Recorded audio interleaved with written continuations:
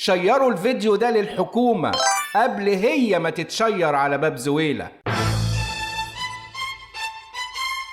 بلد غرقانة في الديون، وجنيه فقد قيمته، والمواطن فقد أعصابه. حكومة مش عارفة تشوف الناس كأنها ساكنة في كوكب تاني. كل يوم تطلع بقانون وقرار جديد وتقول لك إصلاح اقتصادي، بس الواضح إنهم بيصلحوا نفسهم مش بيصلحوا البلد. الشعب بيموت عشان الحكومة تعيش. البنزين بقى ب21 جنيه، السولار ب17 جنيه ونص، والدولار ب48 جنيه.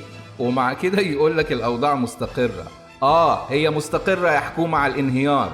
مدبولي يطلع بتصريحات كأنها نكتة، بس الفرق إن النكتة بتضحك وتصريحاتكم يا حكومة بتوجع. كل المشاريع اللي اتعملت صور على الورق وديون في الواقع.